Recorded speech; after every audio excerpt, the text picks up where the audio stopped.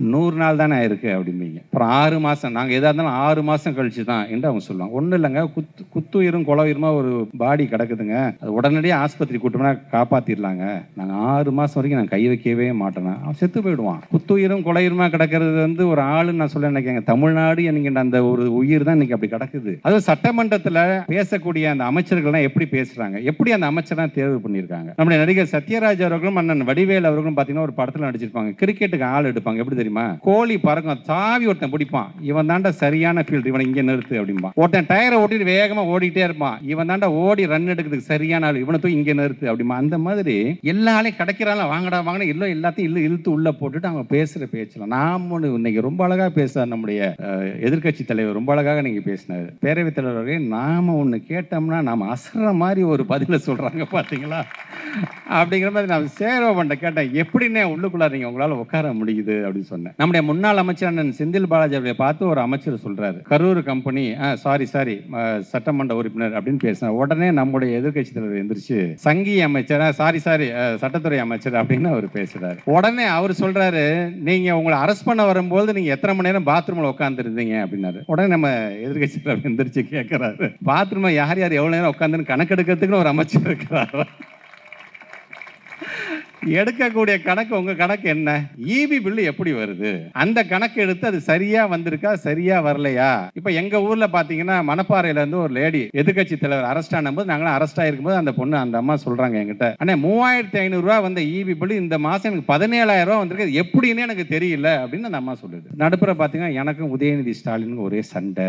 3 மாசமா என்ன நடக்குதுன்னு நம்ம கேள்வி கேட்டா 3 தலைமுறை நட்பு உடைந்தது பிரிந்தது போட்டு அதை 1.5 லட்சம் பேர் உட்காந்து பார்த்துட்டு இருக்கான். அந்த 1.5 லட்சம் பேர்ல நானும் உதயாவும் உட்காந்து பார்த்துட்டு இருக்கோம். இது பார்த்துட்டு என்னன்னு அப்படின்னு சொன்ன, நான் சொன்னேன், நான் welcome to new Tamil Nadu, the places for only reels அப்படின்னு. பேப்பரை முன்ன பின்ன படிச்சிருந்தா தானே நாட்டு நடப்பு தெரியும் அப்படின்னு. எனக்கு என்ன வைத்தறிச்சுன்னா, முரசொல்லிங்கிற ஒரு பத்திரிகை நடத்துவது மட்டுமல்ல, நீங்க காலம்புற ஒரு 7:30 மணிக்கு நீங்க குறிஞ்சி இல்லத்துக்கு போனீங்கன்னா அவருடைய டேபிள் ஃபுல்லா பாத்தீங்கன்னா வெறும் பத்திரிகையா பிரிச்சு கிடக்கும். அப்படியே தன்னை பாராட்டுகின்ற பத்திரிகையாக இருந்தாலும் விமர்சனம் வருகின்ற பத்திரிகை, ஆளுங்கட்சியாக இருந்தபோதும் சரி இப்பொழுதும் சரி எல்லா பத்திரிகையும் பிரிச்சு படிச்சு அந்த ஒவ்வொரு பாயிண்டா அப்படி பார்த்துட்டு வரக்கூடியவர் தான் நம்முடைய எதிர்கட்சி தலைவர். கண்கூடாக பார்த்தவர்கள் நாங்கள். ஆனா எங்களை பார்த்து நீங்க அப்படி கேட்கறீங்க அப்படின்னு சொல்லும்போது நீங்க என்ன பண்ணுவீங்க, நீங்க ரீல்ஸ் இன்ஸ்டாகிராம் இதுலயே உங்களுடைய பொழப்பு ஓடிடுது. உங்களுக்கு முத்தமிழறிஞர் கலைஞருடைய உயிரினும் மேலான அன்பு உடன்பிறப்புகள் உங்கள் அனைவருக்கும் என்னுடைய வணக்கங்களை நான் தெரிவித்துக் கொள்கின்றேன்.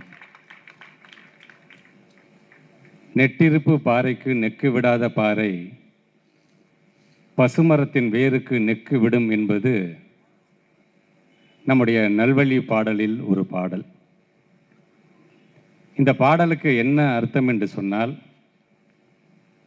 முத்தமிழர் கலைஞர் அவர்கள் அதை மேற்கோள் காட்டி அவர் உரையாற்றிய அந்த உரை, ஒரு பாறை என்பது மிகவும் உடைப்பதற்கு சிரமமாகத்தான் இருக்கும். அந்த பாறையை கடப்பாறையை கொண்டு நீங்கள் அடிக்கும் பொழுது சில நேரங்கள் அதனுடைய முனை மழுங்கி போகும். மீண்டும் அதை பட்டை தீட்டி விட்டு மீண்டும் அந்த பாறையை உடைக்க வேண்டிய அந்த பணியை தொடங்குவார்கள். ஆக ஒருவேளை அந்த பாறை உடையலாம், உடையாமலும் போகலாம்.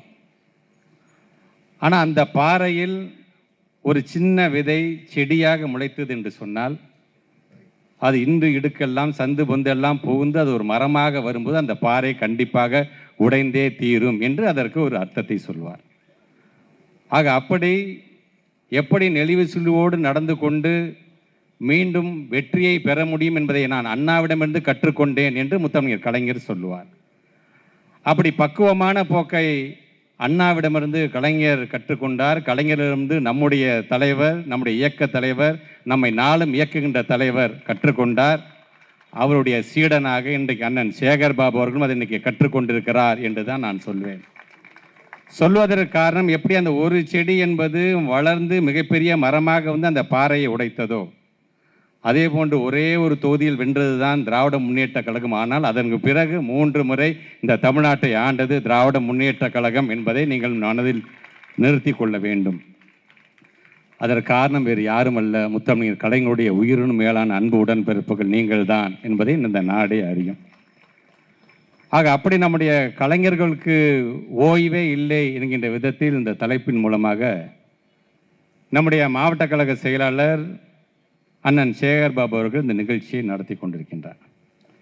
இந்த நிகழ்ச்சிக்கு என்னை அன்பு சகோதரர் சந்துரு அவர்கள் அழைத்து வரும்பொழுது, இந்த கொளத்தூர் தொகுதி உள்ளே நுழைந்த பொழுது, ஒரு 4 மாதங்கள் 5 மாதத்துக்கு முன்பாக இந்த கொளத்தூர் தொகுதிக்குள்ளே நாம் எப்படி வந்தோம், வரும்பொழுது கண்ணில் படுகின்ற ஒவ்வொரு திட்டங்களும், பார்க்குற பில்டிங்லாம் பார்த்தா, அது மருத்துவமனையாக இருந்தாலும் சரி, அது கல்யாண மண்டபமாக இருந்தாலும் சரி, இப்படி ஒவ்வொன்றையும் பார்க்கும் அந்த ரோடை கடந்து வரும்பொழுதும் சரி, இப்படி ஒவ்வொன்றையும் நான் பார்க்கும் பொழுதெல்லாம் இந்த தொகுதியில் நாம் நின்று பேச வேண்டுமா அல்லது மௌனமாக ஒரு 5 நிமிடம் நிறுந்து விட்டு சென்று விடலாமா என்கின்ற ஒரு ஏக்கம்தான் என் மனதில் வந்தது. காரணம், ஒரு 5 ஆண்டுகள், கடந்த 5 ஆண்டுகள் இந்த தொகுதியில் நம்முடைய கழகத்தினுடைய தலைவர் ஆற்றிய பணி நான் கண்கூடாக பார்த்திருக்கின்றேன். நம்முடைய அண்ணன் சேகர் பாபு அவர்களும் நம்முடைய தலைவர்களும் பேசிக்கொள்வதை. சேகர்பாபு அண்ணன் சொல்லுவார், அண்ணன் வந்து ஒரு வாரம் ஆச்சுனே, திருப்பி எப்பனே நம்ம தொகுதிக்கு நம்ம ஒரு நிகழ்ச்சி ஏற்பாடு பண்ணுறேன் என்று அவர் சொல்லுவார். சில நேரங்களில் அவர் சொல்லுவார், சேகர்பாபு வந்து 4 நாள் ஆச்சே, திருப்பி தொகுதியில் ஒரு நிகழ்ச்சி பண்ணலாமா என்று ஒரு பெத்த பிள்ளையை பார்த்துக்கிற மாதிரி இந்த கொளத்தூர் தொகுதியை தாங்கி பிடித்தவர் நம்முடைய தலைவர் அவர்கள். ஏன் மௌனமாக நின்று விட்டு சென்று விடலாமா என்கின்ற அந்த எண்ணம் வந்ததுக்கு காரணம், 5 ஆண்டுகள் இந்த பக்கமே வராமல் வெறும் மௌனமாக இருந்தோம் என்று சொன்னால், மக்களுடைய அந்த தீர்ப்பை தலைவணங்கி நாங்கள் ஏற்றுக்கொள்கிறோம் என்று ஒரே வழியில் நாம் பெருந்தன்மையாக சொல்லிவிட்டு போகலாம். அது எந்த தொகுதியில் வேண்டுமென்றாலும் அது பொருத்தமாக இருக்கலாம். ஆனால் அது இந்த தொகுதியில் பொருந்துமா என்று சொன்னால் நம்முடைய மனசாட்சியை நாம் தொட்டு நாம் கேட்டுக்கொள்ள வேண்டும் என்பதற்காகத்தான் இதை நான் சொல்கிறேனே தவிர வேறல்ல. அப்படி நாளொரு வண்ணம் பொழுதொரு மேனியுமாக தன்னுடைய கொளத்தூர் தொகுதி மக்களுக்காக உழைத்தவர் நம்முடைய தலைவர் அவர்கள். ஆனால் இன்றைக்கும் இந்த தமிழ்நாடு இன்றைக்கு வளர்ச்சி பாதையில் செல்ல வேண்டும் என்று ஆசைப்படக்கூடியவராக இருந்து கொண்டிருப்பவரும் நம்முடைய தலைவர் அவர்கள் தான் என்பதை என் மனதில் வைத்துக்கொள்ளும். அதனால்தான் சட்டமன்றத்தில் பேசும்பொழுது தான் தாயுள்ளம் கொண்ட தலைவர், தாயுள்ளம் கொண்ட தலைவர் நாங்கள் சொல்லுவதற்கு காரணம் அது. இன்னைக்கு சட்டமன்றம் எப்படி போகுது நாமளும் பார்த்துக்கிட்டு தான் இருக்கிறோம். இங்கே உரையாற்றிய அண்ணன் நக்கீரன் கோபால் அவர்கள் சொன்னது போல, போராளிக்கு ஓய்வில்லை என்கின்ற தலைப்பில் முத்தமிழர் கலைஞரை நாம் கொண்டாடுகிறோம் என்று சொன்னால் உண்மைதான். அவர் சொன்னது மாதிரி தான், பன்முகத்தன்மை கொண்ட ஒரு தலைவராக, ஒரு எழுத்தாளராக இருக்கிறார், ஒரு பேச்சாளராக இருக்கிறார், வசனகர்த்தாவாக இருக்கிறார், அதே போன்று ஒரு பத்திரிகையாளர் இருக்கிறார் என்று சொல்லும்போது, ஆட்சி பொறுப்பில் இருந்தாலும் இல்லை என்று சொன்னாலும் அவருக்கு ஓய்வு என்பது இல்லை என்பதை இங்கே ரொம்ப அழகாக எடுத்து சொல்லியிருக்கிறார். நக்கீரன் கோபால் அண்ணனுக்கு இருக்கக்கூடிய அந்த கடமை, ஏன் நம்முடைய அண்ணன் சேகர்பாபு அழைக்கும் பொழுதெல்லாம் அண்ணன் நக்கீரன் கோபால் வந்து கலந்து கொள்கிறார், அதுவும் கலைஞர் சார்ந்த நிகழ்ச்சி என்று சொன்னால் ஏன் கலந்து கொள்கிறார் என்று சொன்னால் அது அவரே பல நேரங்களில் சொல்லியிருக்கிறார். இன்னைக்கு நக்கீரன் என்கின்ற பத்திரிகை இருப்பதற்கும் நக்கீரன் கோபால் என்கிற மனிதன் உயிரோடு இருப்பதற்கும் காரணம் யார் என்று சொன்னால் அது கலைஞர் தான் என்று பல நேரங்களில் அதை எடுத்து சொல்லியிருக்கிறார். உண்மைதான். ஒரு காலத்தில் நக்கீரன் என்கிற பத்திரிகை என்பது வெறுமனே ஏதோ நம்மை பாராட்டுகின்ற பத்திரிகை மட்டும் நினச்சிடாதீங்க. நம்ம பக்கம் தவறு இருந்தது என்று சொன்னால் அது சுட்டி காட்டக்கூடிய ஒரு பத்திரிகையாகத்தான் அது இருந்து கொண்டிருக்கின்றது என்பதை நீங்கள் மனசில் வச்சுக்கணும். அந்த பத்திரிகை இழுத்து மூட வேண்டிய ஒரு சூழ்நிலை வந்த பொழுது அதற்கு உதவிக்கரம் நீட்டியவர் முத்தமிழர் கலைஞர் என்பதை பல நேரங்களில் சொல்லியிருக்கிறார். இங்கே அவர் சொன்னார் பார்த்தீங்களா, மறைந்த அம்மையாருடைய படத்தை ஹிட்லராக அந்த அட்டை படம் வந்த பொழுது அவருக்கு என்னென்ன பிரச்சனை வந்தது, அடுத்த இதழை வெளியிட முடியுமா என்கிற அளவிற்கு தாக்கப்பட்டதோடைய அலுவலகம். உடனடியாக நம்முடைய முத்தமிழர் கலைஞர்கிட்ட வருவார். கலைஞர் சொல்கிறார், மறைந்த ஐயா பெரியவர் முரசொலி மாறனை அழைத்து அவருடைய பத்திரிகை அச்சு ஏற வேண்டும் என்று சொன்னால் நம்முடைய முரசொலி இருக்கின்ற அச்சு மிஷின் அவருக்கு கூடு, அவர் அடிச்சுக்கிட்டோம் என்று சொல்லி அதை உடனடியாக அதை நிறைவேற்றி தந்தவர் என்று பல நேரங்களில் அவர் சொல்லியிருக்கிறார். நீங்கள் சொன்ன மாதிரி தான் அந்த அம்மையாரால் தாக்கப்பட்ட போது முத்தமிழர் கலைஞர் ரொம்ப செல்லமாக சொன்னார், கோபால் ரொம்ப வேகமாக போகிறீங்க, கொஞ்சம் அமைதியாக கொஞ்சம் ஸ்லோவாக போங்க அப்படின்னு சொன்னது கூட அவர் பல நேரங்கள் வந்து எடுத்து சொல்லியிருக்கிறார். அப்படிப்பட்ட முத்தமிழர் கலைஞருக்கு ஒரு செல்ல பிள்ளை போன்றவர். அவர் சொன்னார் பார்த்தீங்கன்னா, அந்த காட்டுக்கு போய் மறைந்த வீரப்பன் அவர்களுடன் உரையாடுகின்ற அதெல்லாம் சாதாரண விஷயம் கிடையாது. போனால் திருப்பி வருவோமாங்கிறது உத்தரவாதம் கிடையாது அவருக்கு. வீட்டில் என்றைக்குமே வெளியில் போகும்போது சொல்லிட்டு வெளில போகிற மனுஷன் அது கிடையாது. ஆனால் ஒரு முறை மட்டும் வீட்டில் இருக்க குடும்பத்தை எல்லாத்துட்டையும் சொல்லிட்டு போகிறாரு காட்டுக்கு. வீட்டில் உள்ளவங்களாம் கவலை வந்து சின்னது, எப்போதுமே முறைக்கு மாறாக இப்போ எல்லாத்தையும் சொல்லிட்டு போகிறாரு, ஏதாச்சும் நடந்துருமோ என்கின்ற கவலை. காட்டுக்கு போயிட்டு வெளியில் வந்து அவர் ஃபோன் பண்ணது ஆள் யாருன்னு பார்த்தீங்கன்னா முத்தமிழ் கலைஞர். கலைஞர் சொன்ன முதல்ல எனக்கு பேசுறதை நிறுத்திட்டு வீட்டில் உள்ளவங்களை பேசிட்டு அப்புறம் என் லைனில் வாண்டு ஃபோனை வச்சுட்டாரு முத்தமிழ் கலைஞர். இவர் உடனே வீட்டுக்கு பேசுகிறார். அப்போ தான் தெரியுது இவருக்கு முன்பாக முத்தமிழ் கலைஞர் இவருடைய குடும்பத்தை தொடர்பு கொண்டு கவலைப்படாதீங்கம்மா, திரும்பி பத்திரமா வருவார், அதுக்கு நான் உத்தரவாதம் என்று சொன்னார் என்கிற செய்தி அவருக்கு அப்போ தான் தெரிகிறது. அப்படி இந்த திராவிட இயக்கம் என்று வரும் பொழுது நான் சொன்னேன் பார்த்தீங்கன்னா, ஓய்வே இல்லாமல் உழைத்ததின் காரணமாகத்தான் அவ்விடமிருந்து பாடம் கற்றுக்கொண்டதின் காரணமாக தான் அண்ணன் சேகர்பாபு அவர்களும் ஓய்வில்லாமல் இது போன்ற நிகழ்ச்சி தொடர்ந்து நடத்தி கொண்டிருக்கிறார் என்று சொன்னதுக்கு காரணம் அது. பெரியாரை நம்முடைய இதயத்தில் வச்சிருக்கோம். பெரியார் என்ன செய்தார்? பெண்களோட விடுதலைக்காக போராடினார். சுயமரியாதையோட வாழணுண்டா, தன்மானத்தோட வாழணுண்டா. கக்கத்தில் நீங்கள் துண்டை வச்சுக்கிட்டு வணக்கம் சாமி சொல்லாதரா, தோலை துண்டை மேலே போடுறா. இப்போ எனக்கு ஒரு சால்வை போட்டார் பார்த்தீங்களா, அது எதுக்கு எப்படி வந்துச்சு? இது திராவிட மேடை. இது இந்த மேடையில் அனைவரும் சமம் வாங்கடா அப்படி வீசி போகிறோம் பார்த்தீங்களா, அதுதான் தன்மானம். வெறும் சால்வை கிடையாது. இந்த பழக்கம்லாம் ஒரு காலத்தில் கிடையவே கிடையாது. இது தந்தை பெரியார் காலத்தில் வந்து அண்ணா என்ன செய்தார்? பெரியார் என்னென்ன திட்டம்லாம் செய்யணும்னு ஆசைப்படுறது அதையெல்லாம் ஒரு அரசாங்கத்தின் மூலமாக சட்டமாக வடிவமைத்து கொடுத்தவர் பேரறிஞர் அண்ணா. பேரறிஞர் அண்ணா என்னென்னலாம் நினைத்தாரோ அதை முத்தமிழ் கலைஞர் வாய்ப்பு கிடைக்கும் போதெல்லாம் அதை செய்து கொடுத்தார். நம்முடைய முத்தமிழ் கலைஞர் என்னென்னலாம் செய்ய வேண்டும் என்று ஆசைப்பட்டாரோ அதை எல்லாத்தையும் நம்முடைய இயக்கத்திலவே நம்மை நாளும் இயக்குகின்ற தலைவர் முத்துவேல் கருணாநிதி ஸ்டாலின் அவர்கள் அதை தொடர்ந்து அதை செய்து கொடுத்தார். இப்படி கொள்கை சார்ந்து சொல்கிறோம்ல, இவங்கெல்லாம் அதெல்லாம் செஞ்சாங்க, அதனால தான் நம்ம ஆட்சிக்கு வந்தோம், அதனால தான் மக்கள் நம்மளை கொண்டாடுறாங்கன்னு.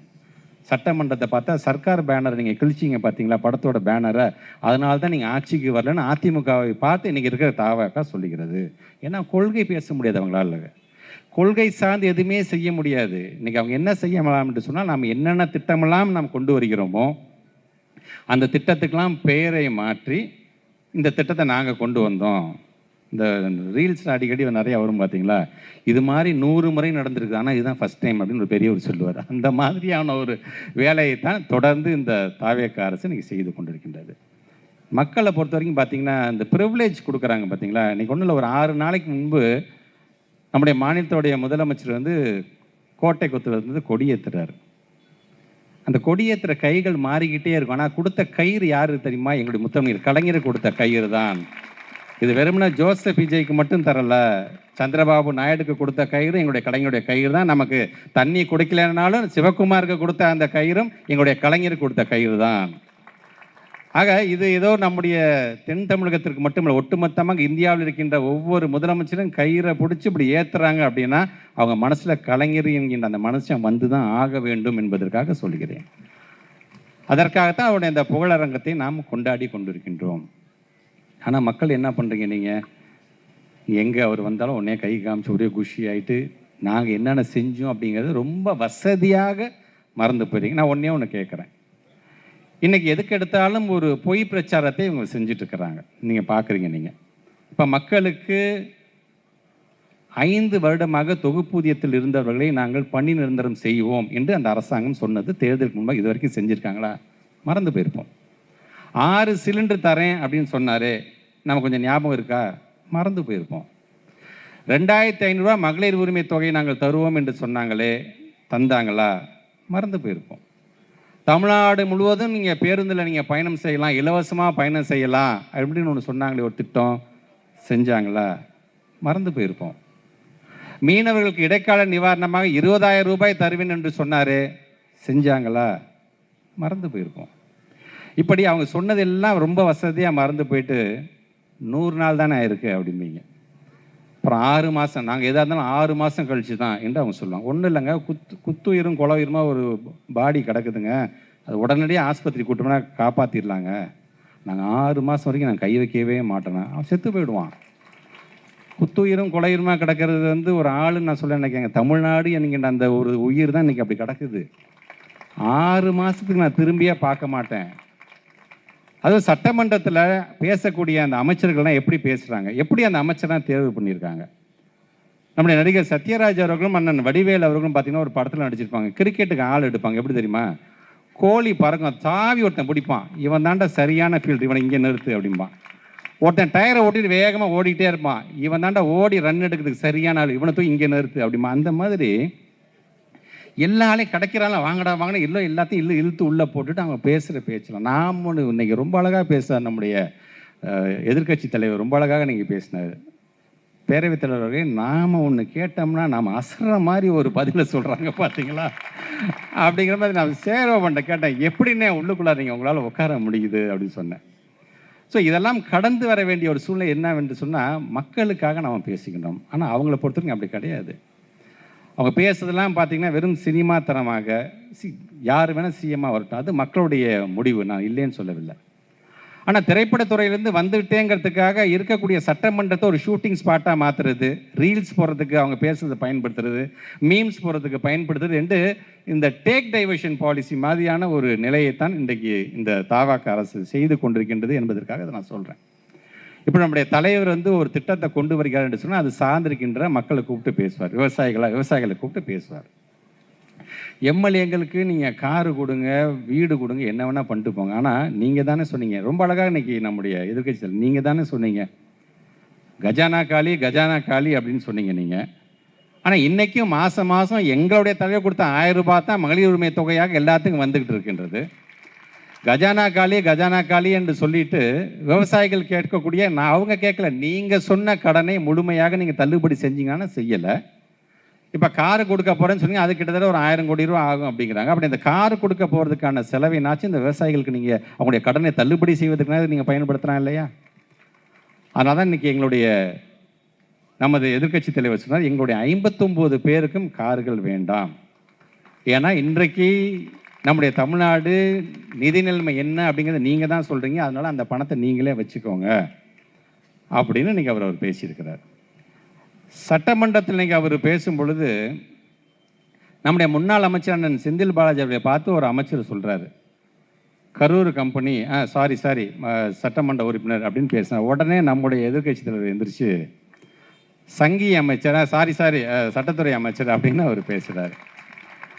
உடனே அவர் சொல்கிறாரு, நீங்கள் உங்களை அரெஸ்ட் பண்ண வரும்போது நீங்கள் எத்தனை மணி நேரம் பாத்ரூமில் உட்காந்துருந்தீங்க அப்படின்னாரு. உடனே நம்ம எதிர்க்கட்சி தலைவர் எந்திரிச்சு கேட்குறாரு, பாத்ரூமில் யார் யார் எவ்வளோ நேரம் உட்காந்துன்னு கணக்கெடுக்கிறதுக்குன்னு ஒரு அமைச்சர் இருக்கிறார். எடுக்கக்கூடிய கணக்கு உங்கள் கணக்கு என்ன? ஈபி பில்லு எப்படி வருது, அந்த கணக்கு எடுத்து அது சரியாக வந்திருக்கா சரியாக வரலையா? இப்போ எங்கள் ஊரில் பார்த்தீங்கன்னா மணப்பாறையிலேருந்து ஒரு லேடி நம்முடைய எதிர்க்கட்சி தலைவர் அரெஸ்ட் ஆனும்போது, நாங்களாம் அரெஸ்ட் ஆகிருக்கும்போது அந்த அம்மா சொல்கிறாங்க என்கிட்ட, ஆனால் 3500 ரூபா வந்த ஈபி பில்லு இந்த மாதம் எனக்கு 17,000 ரூபா வந்திருக்கு, எப்படின்னு எனக்கு தெரியல அப்படின்னு அந்த அம்மா சொல்லுது. இப்படி எங்கே பார்த்தாலும் ஈபி பில் சார்ந்து ஒரே குழப்பமாக இருக்கும்போது அது சார்ந்து யாரும் பேசுகிறதே கிடையாது. ஒரு பேசுகிறாரு, இவர் தான் வேளாண் துறை அமைச்சரா? இல்லைங்க, அவர் பள்ளிக்கல்வித்துறை அமைச்சருங்க. ஓ சரி. இந்த அங்கே பேசுகிறாரு, அவர் தான் பள்ளிக்கல்வித்துறை அமைச்சரா? இல்லை, அவர் ஃபினான்ஸ் மினிஸ்டர் அவர். இப்படி ஒவ்வொருத்தரும் மாற்றி அதான் அண்ணன் கேட்ட, எப்படின்னே உங்களால் நேரத்தை உங்களால் செலவிட முடியுது அப்படின்னு கேட்குற அளவிற்கு இன்றைக்கி அந்த சட்டமன்றம் அப்படி நடந்துட்டு இருக்கின்றது. ஆக நம்மை பொறுத்த வரைக்கும் இன்றைக்கி இந்த டேக் டைவர்ஷன், இந்த பொய் சொல்லி பண்ணக்கூடிய ஒரு வேலையை தான் தொடர்ந்து நாம் ஒரு உண்மையை சொல்லி அதை நிரூபிக்கிறதுக்கு படாத பாடுபடுறோம். அவன் போகிற போக்கில் பார்த்தீங்கன்னா ஒரு பொய்யை அடிச்சுட்டு அவன் பாட்டு போயிட்டே இருக்கான். நடுப்புற பார்த்தீங்கன்னா எனக்கும் உதயநிதி ஸ்டாலினுக்கும் ஒரே சண்டை, 2 பேரும். ஏன் 3 மாதமாக என்ன நடக்குதுன்னு நம்ம கேள்வி கேட்டால் 3 தலைமுறை நட்பு உடைந்தது, பிரிந்தது போட்டு அதை 1.5 லட்சம் பேர் உட்காந்து பார்த்துட்ருக்கான். அந்த 1.5 லட்சம் பேரில் நானும் உதயாவும் உட்காந்து பார்த்துட்ருக்கோம். இது பார்த்துட்டு என்னன்னு அப்படின்னு சொன்னேன். நான் தான் சொன்னேன், நான் welcome to new Tamil Nadu, the places for only reels அப்படின்னு. அந்த மாதிரி எங்கே பார்த்தாலும் பார்த்தீங்கன்னா இந்த பொய்யை பரப்பி விட்டு அப்படியே டேக் டைவர்ஷன். நீங்கள் வேணால் நினச்சி பாருங்களேன், நாளைக்கே சட்டமன்றத்தை ஏதாச்சும் ஒரு மிகப்பெரிய ஒரு கேள்வி அண்ணன் சேகர் பாபு கேட்டுட்டார் அப்படின்னா உடனே ஈவினிங்கு நம்ம முதலமைச்சரை கும்பிட்டுட்டு எங்கேயாச்சும் ஒரு பார்க்கை சுற்றி பார்க்க கூட்டிகிட்டு போயிடுவாங்க. அப்படியே பார்த்துட்டு வர கையை காட்டுவார். உடனே அதுக்கு பின்னாடி ஒரு வியூவர்ஸ் போயிடுவாங்க. அதுக்கு பின்னாடி ஒரு எனக்கு இந்த பத்திரிகையாளர்கள் நினச்சாதான் எனக்கு அண்ணன் கோச்சிக்கூடாது, நினைக்கிறேன் கோபாலனை கோச்சிக்கக்கூடாது. அண்ணன் அதில் ஒரு விளக்கு, அவர் நம்ம ஆள், அதை விட்டுருங்க. பத்திரிகையாளர்கள் அவங்க மதிக்க கூட மாட்டுறாங்க.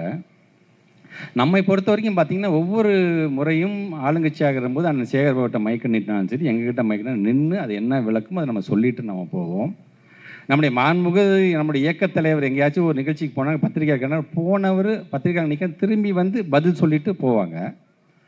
ஆனால் இவங்க எதையுமே கண்டுக்கிறது கிடையாது இவங்க. ஆனால் பத்திரிகையாளர்கள் என்னமோ தெரில அவங்க பின்னாடியே ஓடிக்கிட்டே இருக்காங்க. நினச்சாதான் எனக்கு ரொம்ப ரொம்ப ரொம்ப கஷ்டமாக இருக்கின்றது. ஏன்னா ஒரு பத்திரிகையாளருக்கு ஒரு புகழரங்கம் எடுக்கக்கூடிய இந்த நேரத்தில் சொல்கிறது அது சரியாக இருக்கும் என்பதற்காக அதை நான் சொல்கிறேன். நான் முத்தமிழர் கலைஞரும் ஒரு பத்திரிகையாளர் தான் இருந்திருக்கிறார். அவர் கூட இருக்கக்கூடிய இந்த நட்பு வட்டாரம் எல்லாம் பத்திரிகை நட்பு தான். ஆனால் நம்முடைய எதிர்க்கட்சி தலைவரை பார்த்து அவங்க கேட்குறாங்க, பேப்பரை முன்ன பின்ன படிச்சிருந்தா தானே நாட்டு நடப்பு தெரியும் அப்படின்னு. எனக்கு என்ன வைத்தறிச்சுன்னா, முரசொலிங்கிற ஒரு பத்திரிகை நடத்துவது மட்டுமல்ல, நீங்கள் காலம்புற ஒரு 7:30 மணிக்கு நீங்கள் குறிஞ்சி இல்லத்துக்கு போனீங்கன்னா அவருடைய டேபிள் ஃபுல்லாக பார்த்தீங்கன்னா வெறும் பத்திரிகையாக பிரித்து கிடக்கும். அப்படியே தன்னை பாராட்டுகின்ற பத்திரிகையாக இருந்தாலும் விமர்சனம் வருகின்ற பத்திரிகை, ஆளுங்கட்சியாக இருந்தபோதும் சரி இப்பொழுதும் சரி எல்லா பத்திரிகையும் பிரித்து படித்து அந்த ஒவ்வொரு பாயிண்ட்டாக அப்படி பார்த்துட்டு வரக்கூடியவர் தான் நம்முடைய எதிர்க்கட்சி தலைவர். கண்கூடாக பார்த்தவர்கள் நாங்கள். ஆனால் எங்களை பார்த்து நீங்கள் இப்படி கேட்குறீங்க அப்படின்னு சொல்லும்பொழுது நீங்கள் என்ன பண்ணுவீங்க? நீங்கள் ரீல்ஸு, இன்ஸ்டாகிராம் இதுலேயே உங்களுடைய பொழப்பு ஓடிடுது உங்களுக்கு. ஆக மீண்டும் நம்முடைய அண்ணன் சேகர்பாபண்ணன் சொன்ன மாதிரி மீண்டு வருவோம், மீண்டும் வருவோம் அப்படின்னு நம்ம சொல்கிறோம் பார்த்தீங்களா? நீங்கள் வேணால் பாருங்களேன், இந்த மக்களுடைய ஒரு கதை ஒன்று நான் பார்த்தேன். நான் அந்த கதையை பொறுத்த வரைக்கும் நமக்கு எல்லாத்துக்கும் தெரிஞ்ச கதை தான். சிபி சக்கரவர்த்தியோடைய கதையை பற்றி நமக்கு எல்லாத்துக்கும் தெரியும். ஒரு வள்ளூர் வந்து ஒரு புறா வந்து துரத்திக்கிட்டே வருது. அது போய் சிபி சக்கரவர்த்தி கிட்ட அடைக்கலம் போயிடுது. அடைக்கலம் போனதுக்கு பிறகு அந்த வள்ளூர் கேட்குது, அது என்னுடைய உணவு, அது எப்படி நீங்கள் அடைக்கலம் கொடுக்கலாம்? அப்போ எனக்கு என்னோட உணவை நீங்கள் பறித்து கொள்வது போன்ற ஆகிவிடுமேன்னு சொல்லும்போது சிபி சக்கரவர்த்தி சொல்கிறார், உனக்கு தேவையான அதுக்கு எடைக்கு தகுந்தாறு போல் என்னுடைய உடம்பில் இருக்கக்கூடிய சதையை நான் எடுத்து வைக்கிறேன், நீ அதை வந்து எடுத்துக்க. சரி என்று அந்த வள்ளூர் சொல்லுகிறார். அந்த புறா இருக்கிறது, தராசில் இருக்குது. அந்த இவருடைய சதையை வந்து அறுத்து வைக்கிறாரு. ஆனால் புறாவோட வெயிட்டு தான் அதிகமாகிட்டு இருக்குது. இவர் முழுமையாக கொஞ்சம் கொஞ்சம் சதையை அறுத்து கொடுக்க, முழுமையாக தன்னையே நான் உன்ட்ட கொடுத்துட்றேன் எடுத்துக்க அப்படிங்கிறது இந்த கதை. இதை கவிக்கோ அப்துல் ரஹ்மான் அவர்கள் ரொம்ப அழகாக சொன்னது வந்து முத்தமிழர் கலைஞர் அவர்களே அது வந்து கோடிட்டு சொல்கிறார். அவர் என்ன சொல்கிறார் அப்படின்னா, நீதி தேவதையை உன்னுடைய தராசு தட்டுகளை உன்னுடைய இரு கண்களையும் திறந்து நன்றாக பார், அங்கே புறாவின் மாமிசத்தை சிபிகள் உண்டு கொண்டிருக்கிறார்கள் என்று அவர் சொல்லுகிறார். இதை சொல்கிறதுக்கு காரணம், இன்னைக்கு நாம் கொண்டு வந்திருக்கின்ற திட்டத்தில் அதை பெயர் மாற்றம் செஞ்சு அதை பேரை மாற்றி சில நேரத்தில் திட்டங்களே சரியாக போகாமல், ஆனால் அம்பேத்கர் உயர்கல்விக்கு படிக்கிற திட்டம் எவ்வளோ பெரிய திட்டம் தெரியுமா? பட்டியலினத்தை சார்ந்திருக்கின்ற மாணவன் வெளிநாடுக்கு செல்ல வேண்டும் என்று சொன்னால் அந்த ஒரு மாணவனுக்கு அரசாங்கம் செய்கின்ற செலவு 35 லட்சம் ரூபாய். கடந்த ஆண்டு மட்டும் ஏறத்தாழ 385 மாணவர்கள் இதன் மூலமாக பயன்பெற்று இருக்கிறார்கள் என்று அதுக்கு தனியாக நிதி ஒதுக்கீடு செய்கிறோம். இன்றைக்கு அதனுடைய மாண்புமிகு அமைச்சர் வன்னியரசு அவர்கள் பேசும்பொழுது அதுக்கு நாங்களும் நிதி ஒதுக்கீடு செய்திருக்கிறோம் என்று சொல்கிறாரே தவிர, அந்த மாணவர்களுக்கு அது சரியாக போய் சேர்ந்ததா என்று சொன்னால், மலேசியாவிலேருந்து ஒரு மாணவன் வீடியோ காலில் சொல்கிறான், அண்ணே இன்னும் வரலன்னே, உங்களுக்கு இது வரைக்கும் 4 மெயில் அனுப்பிச்சிருக்கேனே, 2 முறை எங்களுடைய நண்பர்கள் வட்டாரம் அம்பேத்கர் சர்க்கிள் உங்களை வந்து பார்த்து பேசியிருக்கு, அதெல்லாம் வரும், அதெல்லாம் கிடைக்கும், போ அப்படின்னு சொல்லி தான் அனுப்பிச்சுருக்கீங்க தவிர முறையாக வந்து சேரவில்லை என்று அவர் அந்த பையன் ஆதங்கத்தை வெளிப்படுத்துகிறார். ஏன்னா அந்த பையன் கொண்டு வருகின்ற அந்த ரிசர்ச், அந்த ஆராய்ச்சி வெற்றி அடைந்தது என்று சொன்னால், அப்போ மட்டும் நீங்கள் எல்லாம் சேர்ந்துக்கிட்டு நம்முடைய தமிழன்பா நம்முடைய இந்திய நாட்டுக்கு பெருமை தேடி தந்துட்டான்னு சொல்லுவீங்கன்னு. ஆனால் என்னுடைய ஆராய்ச்சி படிப்பை என்னால் தொடர முடியவில்லை, அந்த பணத்தை உடனடியாக அனுப்பி வைங்கள், கடந்த கால ஆட்சியில் சரியாக முறையாக வந்த பணம் என்று அவர் சொல்லுகிறார். ஆனால் இன்னைக்கு அதை கண்டுக்க கூட ஆள் இல்லை. கடந்த ஆண்டு நான் லண்டனுக்கு சென்றிருந்தபோது அங்கே இருக்கின்ற ஒரு பெண்மணி பேசுகிறார். அந்த பெண்மணி சொல்கிறாங்க, இன்னைக்கு நான் தஞ்சாவூர் மாவட்டத்தை சார்ந்தவள், மிகவும் ஏழ்மையான குடும்பத்தை, எங்களுக்கெல்லாம் மெட்ராஸ் வரதே ஃபாரினுக்கு வர மாதிரி, ஆனால் என்னை லண்டனுக்கு அனுப்பி வச்சு என்னை படிக்க வச்சு எனக்குன்னு 35 லட்சம் ரூபாய் செலவு செய்யுது என்று சொன்னால் அந்த முத்துவேல் கருணாநிதி ஸ்டாலினுக்கு நான் என்றைக்குமே நன்றியுடையவளாக இருப்பேன். நம்முடைய பெருமை நம்ம பிள்ளைங்க வெளிநாட்டுக்கு போகும்போது தான் தெரிகிறது என்று சொல்லும்போது, இங்கே இருக்கின்ற நம்முடைய பிள்ளைங்களுக்கு நம்முடைய அருமை பெருமை தெரியவில்லையே என்பதுதான் எங்களுடைய வருத்தம். அதனால தான் நீங்கள் பேசுகின்றவர்கள்லாம் ஒரு ஆதங்கத்தோடும் பேசுகின்றோம். முத்தமிழர் கலைஞர் நமக்கு என்னென்ன செய்தார் என்கிற பெருமையோடும் நாம் சொல்லி கொண்டிருக்கின்றோம். ஆக இது போன்ற நம்முடைய திராவிட மாடல் நினச்சி பாருங்க, திராவிட மாடல் 2.0 என்று ஒன்று தொடர்ந்து இருந்தது என்று சொன்னால், இன்னைக்கு தலைவர் சொல்லியிருப்பார், செப்டம்பர் 15 2000 ரூபாய் நான் சொன்ன மகளிருக்கான உரிமை தொகை 2000 ரூபாய் வழங்கப்படும் என்று அவர் சொல்லியிருப்பார். நாம் என்னென்ன திட்டம்லாம் நம்ம சொன்னோமோ அந்த ஒவ்வொரு திட்டமும் ஒரு தேதியை போட்டு அது ரொம்ப அழகாக ஒரு திட்டமிடலோடு அந்த திட்டத்தெல்லாம் நம்முடைய தலைவர் செய்திருப்பார். ஆனால் இன்னைக்கு என்ன நடந்திருக்கு? ஆக இந்த ஆட்சி என்பது இன்னும் ஒரு 6 மாதத்துக்கு கழித்து அவங்க என்னென்னலாம் கதை சொல்ல போகிறாங்க நீங்கள் பாருங்கள். நீங்கள் நான் இப்போவே சொல்லி வைக்கிறேன், இன்னும் 1 வருஷம் ஆனாலும் இந்த ஆட்சிக்கு முட்டு கொடுக்கறதுக்கு சில பேர் இருக்கிறாங்க. 1 வருஷம் தானே ஆச்சு அப்படிம்பாங்க. 2 வருஷம் ஆச்சா, 2 வருஷம் தானே ஆச்சு அப்படிம்பாங்க. 3 வருஷம் தானே ஆச்சு. இப்படியே 5 வருஷத்தையும் ஓட்டிட்டு போகிறதுக்குன்னு ஒரு மாஃபியா கும்பல் இருந்து கொண்டு தான் இருக்கின்றது. அதை தான் விர்ச்சுவல் வாரியர்ஸ் என்று அவர்கள் சொல்லுகிறார்கள்.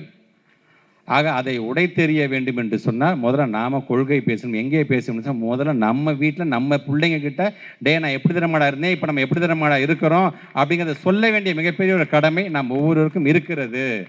கலைஞரை பற்றி அதிகம் பேசுங்க. கலைஞர் எப்படிப்பட்ட துன்பத்திற்கெல்லாம் ஆளானார், எப்படிப்பட்ட வேலையெல்லாம் அவர் தன்னை பற்றி சொல்லும் பொழுதெல்லாம் நான் மிகவும் பின்தங்கிய பின் பின் பின் எத்தனை பின் போட்டாலும் சரி, அத்தனை பின்தங்கிய வகுப்பை சார்ந்தவன், எனக்கென்று பல சவால்களை கடந்துதான் இந்த இடத்துல இருக்கிறேன் என்று சொல்லும் பொழுது, பின்தங்கிய மக்களாக இருந்தாலும், பட்டியலின மக்களாக இருந்தாலும், ஒடுக்கப்பட்ட மக்களாக இருந்தாலும், சிறுபான்மை மக்களாக இருந்தாலும், அவர்கள் அனைவருக்கும் அரணாக இந்த கலைஞர் இருப்பான் என்று சொன்னவர் முத்தமிழர் கலைஞர். அந்த கலைஞருடைய வழியில் தான் அனைவருக்கும் அரணாக இருக்கக்கூடிய ஒரு திராவிட மாடல் அரசை தந்தவர் நம்முடைய மாண்புக்கு தமிழ்நாட்டுடைய அன்றைய முதலமைச்சர், நம்முடைய இயக்கத் தலைவர், நம்மை நாளும் இயக்குகின்ற தலைவர். அவரை மீண்டும் அரியணையில் அமர வைப்பதற்கு தொடர்ந்து உழைப்போம், அதற்கான குரலை தொடர்ந்து கொடுப்போம் என்று சொல்லி இந்த நல்ல மேடை அமைத்து தந்த அண்ணன் சேகர்பாபு அவருக்கும் மாவட்ட கழகத்திற்கும் என்னுடைய நன்றியை தெரிவித்து இந்த உரையை நிறைவு செய்கிறேன். நன்றி, வணக்கம்.